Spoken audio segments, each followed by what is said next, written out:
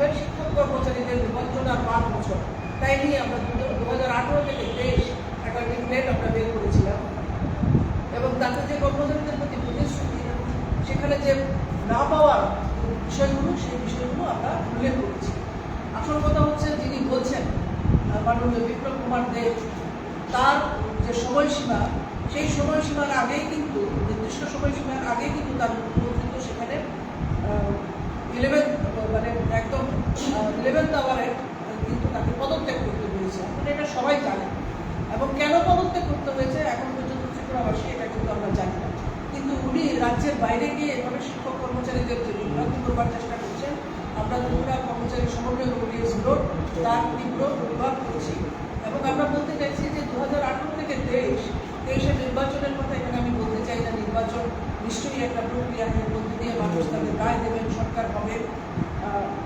সেই ক্ষেত্রেও আমরা দেখলাম 2023-এও যখন আবার পুনরায় এই সরকার ক্ষমতায় এলো, যদিও ওনার মুখ্যমন্ত্রীতে নয় অন্য জনের মুখ্যমন্ত্রীতে এলো, সেই সময় আমরা দেখেছি যে নির্বাচনের ফল ঘোষণার পরে ব্যাপকভাবে সারা রাজ্যে সেখানে আক্রমণ। প্রথম দফায় যে আপনাদের নিশ্চয়ই খেয়াল রাখবেন যে সুকুগো যে সচিবালয়ের কর্মচারী, তাকে দীপাবলির দিন রাত্রিবেলা সেখানে তার মাথায় সেখানে আনন্দ করতে গিয়ে মাথার মধ্যে টুকরিবাজি ফুটিয়ে তাকে যেভাবে হত্যা করা হয়েছে। এরপরের দফায় এই দেশের পরবর্তী দফায় আপনাদের খেয়াল রাখবেন উদয়পুরের শিক্ষক অভিজিৎ, ইংরেজি স্কুলের শিক্ষক অভিজিৎ মাস্টার মশাইকে যেভাবে প্রকাশ্যে পিটিয়ে অপবাদ দিয়ে যেভাবে শিক্ষকের প্রতি যে অবিচার করে তাকে হত্যা করা হয়েছে, এগুলি চরম নিন্দনীয়। এগুলো তো প্রচার হচ্ছে না, এগুলোর কোনো শাস্তিও হচ্ছে না, অপরাধীও ধরা পড়ছে না। আমরা দেখছি প্রতিদিনই পত্রিকায় দেখছি যে ওই স্কুলের মধ্যে সেখানে একজন শিক্ষককে প্রকাশ্যে সপাটে গালে চর মারা হচ্ছে, সেগুলো দোষীরা অপরাধীরা ধরা পড়ছেন না। প্রত্যহ শিক্ষক কর্মচারীরা বিভিন্ন কাজের জায়গায় সেখানে কিন্তু লাঞ্ছিত হচ্ছে। তো এই যে বিষয়গুলো আপনাদের সামনে আমরা তুলে ধরতে চাইছি। দেশের নির্বাচনের পরে ব্যাপক হারে সন্ত্রাস হয়েছে, রাজনৈতিক সন্ত্রাস হয়েছে এবং সেখানে গণতান্ত্রিক অংশের মানুষের সঙ্গে সঙ্গে শিক্ষক কর্মচারীদেরও যে তালিকা আমরা তৈরি করেছি এবং এটা আমরা ভারতবর্ষের যে সংসদীয় দল এখানে বিজেপি এসেছিলেন তাদের হাতে তুলে দিয়েছি। আমরা লক্ষ্য করেছি প্রায় 70 থেকে 72 জন একদিনে আক্রমণ হয়েছে। কারণ ঘরের জানালা, দরজা, বেসিন ইত্যাদি বোমা মারা হয়েছে, বাড়ি ভাঙচুর করে শারীরিকভাবে হেনস্থা করা হয়েছে, সেখানে কারণ বেকারি যদি থাকে জ্বালিয়ে দেওয়া হয়েছে, অটো জ্বালিয়ে দেওয়া হয়েছে, মানে জীবিকার যতগুলো মাধ্যম আছে বিওফাই করে সেখানে ওদের বাড়ি ঘর আসবাবপত্র সমস্ত কিছু জ্বালিয়ে দেওয়া হয়েছে। আমি নাম বলছি না, নাম ধাম ঠিকানা সব কিছুই আছে, সেগুলো আমরা সব কিছুই আমরা সংসদীয় দলের কাছে দিয়েছিলাম। গরুর ঘরের গাদা পুড়িয়ে দেওয়া হয়েছে, মানে ব্যাপক ক্ষতি করা হয়েছে। এই বিষয়গুলো কিন্তু সবগুলো আড়ালে চলে যাচ্ছে। উনি প্রচার করছেন যে শিক্ষক কর্মচারীরা ভালো আছেন, শিক্ষক কর্মচারীদের সমস্ত কিছু দেওয়া হচ্ছে। আপনারা দেখেছেন যে এর মধ্যে 5% দিয়ে দেওয়া হয়েছে, আরও বাকি রয়েছে 17%। একজন কর্মচারীর যদি ন্যূনতম বেতন 30,000 টাকা হয় তাহলে 17% দিয়ে ব্যয় থাকলে কত পাওনা হয় আপনারা সকলেই নিশ্চয়ই সেটা অনুমান করতে পারেন। এই যে বিরাট অংশের যে ক্ষয় বেতনের হচ্ছে, অথচ জিনিসপত্রের দাম সেখানে আকাশ ছোঁয়া, মানুষ তার জীবনযাত্রা নির্বাহ করতে পারছেন না, রান্নার গ্যাসের দাম সেখানে হাহাকার, এখন পেট্রোলের দাম, ডিজেলের দাম ইত্যাদি যুদ্ধ প্রশ্নে আমাদের ভারত দেশের সরকারকে সেখানে 1 মাসের জন্য ছাড় দেওয়া হয়েছে যে রাশিয়া থেকে সেখানে তেল কিনতে পারবে। এই বিষয়গুলো আমরা লক্ষ্য করেছি এবং এর মধ্যে দাঁড়িয়ে আমরা মনে করি যে ত্রিপুরা কর্মচারী সমন্বয় কমিটি যে লড়াই আন্দোলন করবার যে জায়গাটা, সেই জায়গাটাকেও কিন্তু সুনিশ্চিত করে দিচ্ছে এই সরকার। কিন্তু মুখে তারা যেভাবে বলছে যে ত্রিপুরার শিক্ষক কর্মচারীরা খুবই ভালো আছেন, ত্রিপুরার জনগণ ভালো আছেন, ত্রিপুরার সাধারণ শ্রমিক কৃষক ভালো আছেন, সমস্ত অংশের মানুষ আছেন, তার বিপরীত চিত্রটি আমরা লক্ষ্য করছি, রাজ্যের মানুষ সেগুলো লক্ষ্য করছে। তাই আমাদের এই সমস্ত কিছু আপনাদের মাধ্যমে আমরা সারা রাজ্যের মানুষের কাছে এবং পশ্চিমবাংলার জনগণের কাছে, আসামের জনগণের কাছে, সারা দেশের মানুষের কাছে এই বিষয়টা আমরা নিয়ে যেতে চাইছি। এ নিয়ে আমাদের আগামী দিনে কিছুদিনের মধ্যেই আমরা বিরাট আন্দোলন কর্মসূচিতে সেখানে যাব, আমাদের কর্মসূচি ঘোষিত হবে। আমরা জানি যে আমাদের কর্মসূচির ক্ষেত্রে বাধা দেওয়া হবে, যত আক্রমণই আসুক না কেন সেই কর্মসূচি আমরা করব। এই যে অসত্য ভাষণ, মিথ্যাচার প্রচার করছে, তার বিরুদ্ধে আমাদের কর্মচারী সংগঠন আপনাদের সহযোগিতা চায় যে প্রকৃত তথ্য সেখানে তুলে ধরবার ক্ষেত্রে আপনাদের কোনো মাধ্যম খুবই দারুণ ভূমিকা সেখানে আপনারা করেছেন। রাজ্যের মানুষের পাশে আছেন, কর্মচারী শিক্ষকদের পাশে আছেন। বঞ্চনার কথা আপনারা ইতিমধ্যেই তুলে ধরতে শুরু করেছেন, কিন্তু বঞ্চনার বিরুদ্ধে লড়াই করতে গেলে যে প্রতিবন্ধকতা আমাদের সামনে আসছে, সেই ক্ষেত্রে সরকারের যে অগণতান্ত্রিক পদক্ষেপ, স্বৈরতান্ত্রিক পদক্ষেপ, তার বিরুদ্ধে সমস্ত অংশের মানুষকে ঐক্যবদ্ধ করবার ক্ষেত্রে আমাদের যে আহ্বান সেটা সর্বোচ্চ পৌঁছে দিতে আপনাদের কাছে আমরা আহ্বান রাখছি। বঞ্চনার ইতিহাস আমাদের মাননীয় চেয়ারম্যান নিশ্চয়ই আর কিছু তুলে ধরবেন। আমি আমাদের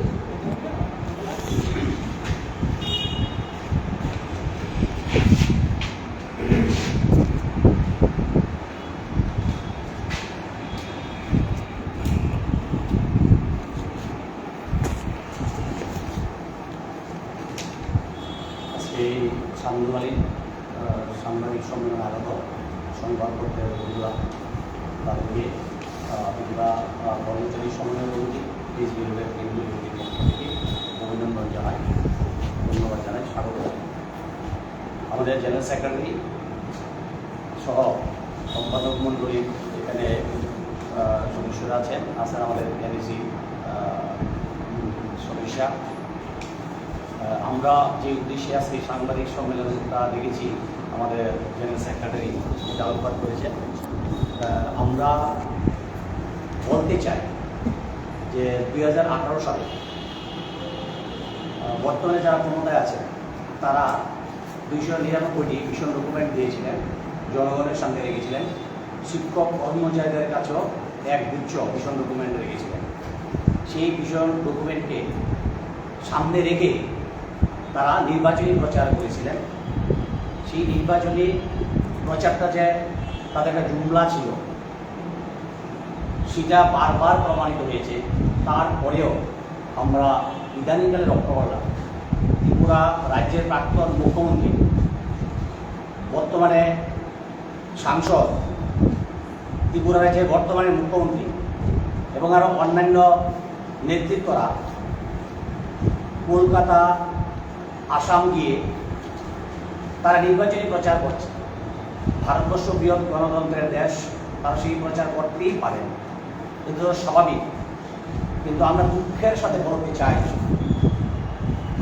একজন সাংসদ, একজন মুখ্যমন্ত্রী কি করে অসত্য কথা বলে মানুষকে, শিক্ষক কর্মচারীরা বিভ্রান্ত করতে পারেন।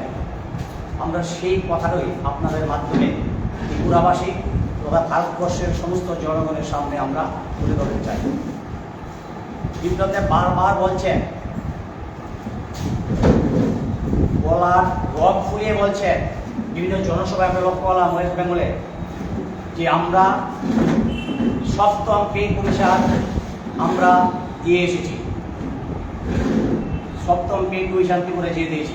আপনারা জানেন সপ্তম পে কমিশন দিতে গেলে যদি ঘোষণা করা হতো তাহলে আমরা 2016 পয়লা জানুয়ারি থেকে আমরা বিশাল অঙ্কের একটা এরিয়া পেতাম।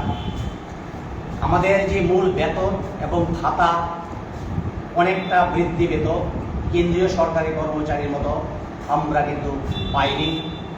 আমাদের গ্র্যাচুইটি 4 লাখ টাকা ছিল, বামফ্রন্ট সরকার 2017 সালে সপ্তম পে কমিশন আগে সেখানে 10 লাখ টাকা করেছে। যদি আমাদের সপ্তম পে কমিশন দেওয়া হতো, আমাদের গ্র্যাচুইটি হতো 20 লাখ টাকা।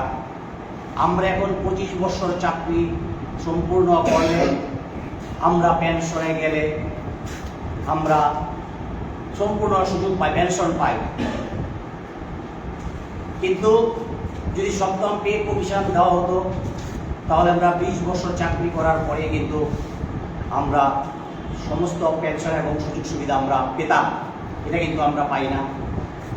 আমাদের যে হাউস রেন্ট এখন ত্রিপুরায় যে সর্বোচ্চ 3000 টাকা, এই হাউস রেন্ট আমাদের বেসিকের পার্সেন্টেজ হিসাবে কোথাও 10% বেসিকের, কোথাও সেখানে 15%। এটা বিভিন্ন গ্রেড নির্বাচন করে করা হতো। আমাদের গ্রেড পের অনেক পরিবর্তন হতো। আমরা কেন্দ্রীয় সরকারি কর্মচারীর মতোই আমরা সুযোগ সুবিধা সমস্ত কিছু পেতাম। কিন্তু আজকে যারা সাংবাদিক বন্ধুরা আছেন, আপনাকে বলতে পারবেন ত্রিপুরা রাজ্যে আপনার বিভিন্ন জায়গায় যান যে আমাদের এই সপ্তম পে কমিশন দিয়ে দিয়েছি বলে যে গলা উঁচিয়ে তিনি অসত্য কথা বলছেন আমাদের প্রাক্তন মুখ্যমন্ত্রী, আমরা তার তীব্র নিন্দা জানাই, ধিক্কার জানাই। আমাদের লজ্জা হয় ত্রিপুরা রাজ্যের একজন প্রাক্তন মুখ্যমন্ত্রী যিনি বর্তমানে সাংসদ, ওনার মুখে এই অসত্য কথাগুলো মানায় না। শুধু তারা দিয়েছেন কি বামফ্রন্ট সরকার ফিটমেন্ট বেনিফিট 2.57 পরিবর্তে 2.25 দিয়েছিলেন। তৎকালীন বামফ্রন্ট সরকারের মুখ্যমন্ত্রী বলেছিলেন যে আমরা 0.32% আমরা এই ফিটমেন্ট বেনিফিট দিতে পারছি না, আমাদের অর্থনৈতিক সংকট আমাদের আছে। এবং এই যে অর্থনৈতিক সংকট ছিল তৎকালীন সময়ে বামফ্রন্ট সরকারের, এটা স্বীকার করেছিলেন জোট সরকারের যে প্রথম অর্থমন্ত্রী, বর্তমানে যিনি মহারাষ্ট্রের রাজ্যপাল এই জিষ্ণু দেববর্মন মহাশয়, উনি স্বীকার করেছিলেন শ্বেতপত্র প্রকাশ করে বামফ্রন্ট সরকারের কাছে তখন এর চেয়ে বেশি দেওয়ার কোনো সুযোগ ছিল না। কিন্তু আমরা লক্ষ্য করলাম যে এতগুলো বঞ্চনার পরেও সেখানে কলকাতায় গিয়ে নির্বাচনী সভায় তিনি এই অসত্য কথাগুলো বলছেন, আমরা ধিক্কার জানাবো। আমরা লক্ষ্য করলাম সর্বশিক্ষা যারা টিচার ছিলেন, এখনো 4009 জন সর্বশিক্ষা টিচার আছেন, 215 জন রামসার টিচার আছেন, যাদেরকে আমরণ অনশনের আন্দোলনে ঠেলে দিয়েছিলেন।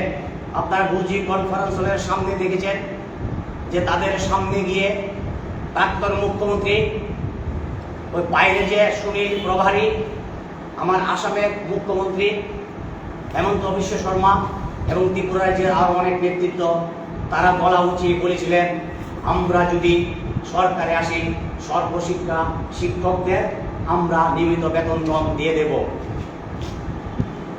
আসামের মুখ্যমন্ত্রী বলে দিয়েছিলেন যে আমরা দিয়ে দিয়েছি, তখনও উনি দেননি, কিন্তু অসত্য কথা বলেছিলেন আমরা দিয়ে দিয়েছি। আপনারা দেখেছেন 2330 শিক্ষকদের নিয়ে বলেছিলেন যে আমরা ক্ষমতায় আসলে এই 2330 শিক্ষকদের আমরা প্রয়োজনে আমরা সংবিধান সংশোধন করে তাদেরকে আমরা বিকল্প কর্মসংস্থানের ব্যবস্থা আমরা করব। আপনারা লক্ষ্য করেছেন 2330 আমাদের জেনারেল সেক্রেটারি সেখানে বলেছেন, দিন তারা সেখানে অনশনে বসেছিলেন, লাগাতার আন্দোলনে বসেছিলেন, তারা বিধানসভা অভিযান করতে গিয়েছিলেন, তারা ময়দানে সেখানে লড়াইয়ে ছিলেন। আর তাদের এই লড়াইকে দমন করার জন্য এই শাসক দলের পুলিশ, সিআইএসএফ, আধা মিলিটারি নামিয়ে আগরতলা রাজপথ রক্তাক্ত করা হয়েছিল। মায়েরা তাদের ছোট ছোট বাচ্চাদের নিয়ে, বোনেরা তাদের ছোট ছোট বাচ্চাদের নিয়ে যখন ওই বিধানসভা অভিযানে এসে দিলেন, তাদের উপর চড়া হয়ে জল কামান নামিয়ে দিয়ে তাদের রক্তাক্ত করা হয়েছিল। সাক্ষী আগরতলার এই রাজপথগুলো, তারা অসংখ্য এই টিচাররা সেদিন জিবি হাসপাতালে চিকিৎসাধীন ছিলেন। এখন পর্যন্ত তারা 230 জন শিক্ষক প্রয়াত হয়েছেন, না ফেরার দেশে চলে গেছেন। এই দায় কে নেবে? আমরা বলছি এই দায় পুরো এই রাজ্য সরকারের, বর্তমান রাজ্য সরকারের দায়। তাদের জন্য এই 230 জন আজ প্রয়াত হয়েছে। এখন পর্যন্ত তাদের কর্মসংস্থানের কোনো সুযোগ নেই। একটা সুযোগ করে চাকরি যাওয়ার পরও বামফ্রন্ট সরকার একটা বিকল্প কর্মসংস্থানের একটা পথ দেখেছিলেন। আপনারা জানেন 13,000 পোস্ট ক্রিয়েট করেছিলেন। এই 13,000 পোস্ট ক্রিয়েট করে 12,000 শিক্ষা দপ্তরে এবং 1,000 পোস্ট করেছিলেন সোশ্যাল সমাজ কল্যাণ দপ্তরের জন্য। কিন্তু আমরা লক্ষ্য করলাম এই 13,000 পোস্টের বিরুদ্ধে সেখানে কেস করে দিয়েছিলেন সুপ্রিম কোর্টে, স্থগিত হয়েছিল। কিন্তু 6 মাস পরে যখন সেই সুপ্রিম কোর্টে জানালো যে এই 13,000 পোস্ট বৈধ পোস্ট, এই পোস্টগুলো দেওয়া যায়, কিন্তু রাজ্য সরকার এই পোস্টগুলো কিন্তু কার্যকরী করলেন না। আজও এই 2323-এর একটা বিশাল অংশ মানসিক যন্ত্রণায় রোগাগ্রস্ত হয়ে আজ বাড়ির মধ্যে তারা শায়িত অবস্থায় আছে। কেউ আজকে সবজি দোকানদারি করছেন, কেউ চার দোকানদারি করছেন, কেউ মাঝমাল দোকানের কর্মচারী, কেউ মাছের ব্যবসায় যুক্ত, এইভাবে তারা জীবনযাপন করতে বাধ্য হচ্ছেন। আমরা ধিক্কার জানাই, এই সরকার যে প্রতিশ্রুতি দিয়েছিলেন প্রতিশ্রুতি পালন করেননি। এই সরকারের যে অমানবিকতা, সেই অমানবিকতার যে মুখ, আমরা ধিক্কার জানাই এই সরকারকে। সর্বশিক্ষা টিচাররা তারাও কেস করেছেন, কেস করে হাইকোর্ট, মাননীয় হাইকোর্ট রায় দিয়েছে যে তাদেরকে স্বাভাবিক কর্মচারীর মতো সমস্ত বেতন ভাতা তাদের দেওয়া হোক, কিন্তু রাজ্য সরকার তা না করে তারা সুপ্রিম কোর্টে এসএলপি করেছে। সুপ্রিম কোর্টে এসএলপি করেছেন, সর্বশিক্ষার টিচারও সুপ্রিম কোর্টে গেছেন যে যতদিন পর্যন্ত রাজ্য সরকার আমাদের নিয়মিত বেতন কম না দেন, সমস্ত সুযোগ সুবিধা না দেন, ততদিন পর্যন্ত আমরা এই সুপ্রিম কোর্টে লড়ব প্রয়োজনে। তারাও লড়তে গিয়েছেন সেখানে, তারাও লড়তে এসএলপির বিরুদ্ধে তারাও লড়তে গিয়েছেন সেখানে। এই যখন অবস্থা চলছে, আমরা দায়িত্বশীল সংগঠন হিসেবে আমরা বসে থাকতে পারি না। ত্রিপুরা রাজ্যে যারা রাষ্ট্রবাদী শিক্ষক কর্মচারী সংগঠন বলে দাবি করেন, বিএমএস, টিআরএস, বিবেকানন্দ বিচার মঞ্চ, আপনারা একটি বার সাংবাদিকতা বলতে পারবেন তারা মাঠে নেমে তারা সাংবাদিক সম্মেলন করে এই সমস্ত যে আমাদের বিভিন্ন অধিকারগুলো ছিনিয়ে নেওয়া গেছে তাদেরকে বিভ্রান্ত করে যখন ক্ষমতায় এসেছে 299 ডকুমেন্ট পালন করেনি, তার বিরুদ্ধে একটা কথা বলেছেন শিক্ষক কর্মচারীদের স্বার্থে, তারা একটা কথা বলেননি। তারা কিন্তু বলেন আমরা রাষ্ট্রবাদী শিক্ষক কর্মচারী সংগঠন। প্রতিবাদ জানাবো না আমরা, ধিক্কার জানাবো না আমরা তো জানাই সেখানে, আমরা তো জানাই প্রতিবাদ ধিক্কার আমরা সবসময় জানাই। বামফ্রন্ট সরকার যতগুলো অধিকার আমরা অর্জন করেছিলাম লড়াইয়ের ময়দান থেকে, একটা অধিকারও কিন্তু বামফ্রন্ট সরকার কেড়ে নেননি, একটা অধিকারও কেড়ে নেননি। নিয়মিত অনিয়মিত কর্মচারীদের নিয়মিতকরণের অধিকার কে কেড়ে নিয়েছে? এই বর্তমান জুটসভা বিপ্লব কুমার দেব কেড়ে নিয়েছে। 2018 সালে 31শে জুলাই তারা ক্যাবিনেটে ডিসিশন নিয়ে এই 6টি আইন সেখানে তারা বাতিল করে দিয়েছে। আমরা যে অধিকার ছিল ডিফাইন্ড পেনশন, এই ডিফাইন্ড পেনশন কে কেড়ে নিল? ডিফাইন্ড পেনশন কিনেছে বিপ্লব দেবের সরকার। এনপিএস নিউ পেনশন যে স্কিম, সেই স্কিম চালু করে দিয়েছে জুলাই মাসের 1 তারিখ থেকে। আমরা প্রতিবাদ করবো না, প্রতিবাদে ঝড় তুলবো না। বলেছিলেন বৎসরে 50,000 চাকরি দেবেন, 50,000 বেকারের চাকরি দেবেন, 7 লক্ষ বেকার আজ। আচ্ছা, টিআরবিটির মাধ্যমে শিক্ষকরা যখন ইন্টারভিউ দিয়ে বসে আছেন, 2022 সাল থেকে ইন্টারভিউ দিয়ে বসে আছেন, তাদের চাকরি হয় না। তারা যখন ডেপুটেশন দিয়ে দেন, তাদের পুলিশ টিএচআর লেলিয়ে দেওয়া হয়, লাঠিপেটা করা হয় তাদের। এটা একটা মানবিক সরকার? এটা তো মানবিক সরকার না। এই সরকারটাকে শুধু ওই ফ্ল্যাক্স লাগিয়ে নিজেদের ভাবমূর্তি, সরকারি পয়সায় ফ্ল্যাক্স লাগিয়ে, জনগণের পয়সায় ফ্ল্যাক্স লাগিয়ে শুধু মেলা খেলা করে চালিয়ে দেওয়ার জন্য সরকারটা কোনো গণতান্ত্রিক অধিকার নেই। আমরা যখন একটা মিছিল করতে যাই আমাদের পারমিশন দেওয়া হয় না, কোনো অধিকার প্রয়োগ করতে পারি না। গণতান্ত্রিক দেশে গণতান্ত্রিক অধিকার প্রয়োগ করতে পারি না। আমাদের হাজার হাজার কর্মচারী, অসুস্থ মা বোনেরা, এক সাব ডিভিশন থেকে আরেক সাব ডিভিশন, সাবগ্রুপ থেকে ধর্মনগর, অসুস্থ ক্যান্সার রোগী, ভাবতে পারেন কোথায় তাদের মানবিক মুখ? কোনো মানবিক মুখ নেই। তারা কিন্তু কথা বেশি বলেন, কাজ করেন না, কাজ কম করেন, কথা বেশি বলেন। আর আমরা দেখেছি পূর্বতন সরকারের, বামফ্রন্ট সরকারের, তারা কথা কম বলতেন, কাজ বেশি করতেন।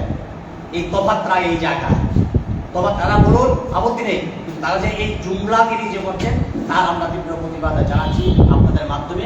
সারা ত্রিপুরাবাসী না, সারা ভারতবর্ষের মানুষের কাছে সত্যটা তুলে ধরার জন্য বিনীতভাবে আপনাদের কাছে আমরা আহ্বান জানাচ্ছি। ধন্যবাদ সবাই।